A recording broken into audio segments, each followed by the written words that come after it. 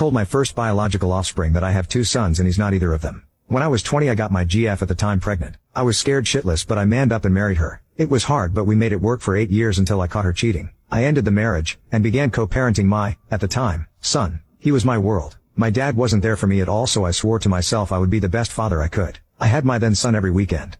I was always on time and ready to go. Even though I worked full time and was going to school I made sure he always had my full attention when he was with me. He was my best friend and my son. Even though money was tight we had some amazing adventures. He loved spending time with my family, and even had friends in my neighborhood. I thought we were doing well, until he was around 11. At that point he started to not want to visit me. His mother had a new boyfriend who was well off, and I knew he was taking them on trips and doing fun activities on the weekends so, at first, I didn't make a stink, but about 6 months after they started dating, my son was seeing me maybe 1 weekend a month. After about 9 months he stopped coming altogether. After 3 months of calling, chasing, and begging, I was getting nowhere, so my family came together and hired a lawyer to sue my ex for parental alienation.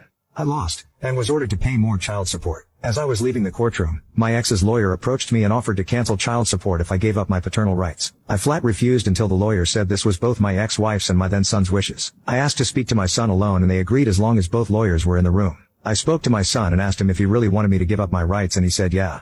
I explained that it would mean I wouldn't be his dad and he couldn't come visit me or my family anymore. He looked me dead in the eyes, like he was asking the time, and said, yeah, so. I was shattered. I asked again, if he really understood what he was saying, and he said yes. He wanted to be ex's boyfriend's son.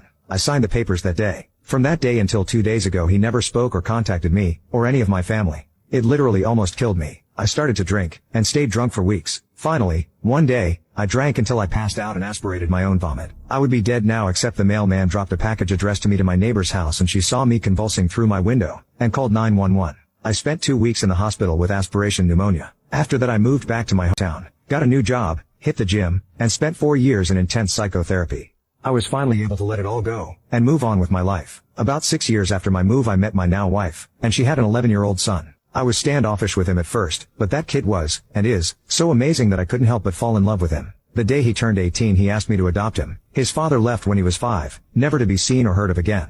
It was the proudest day of my life.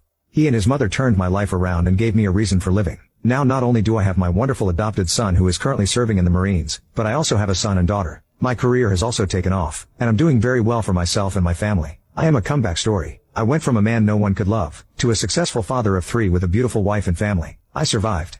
About 3 weeks ago I get a call at my office. It was my ex-SIL. She informed me that my ex had passed. I simply said, okay, and hung up. It's been 14 years since I've had any contact with any of those people, and I have no desire to know anything about them now. On the 4th my family and I were getting ready to go to a picnic when there was a knock on the door. I recognized him through the front glass. It was my first biological offspring.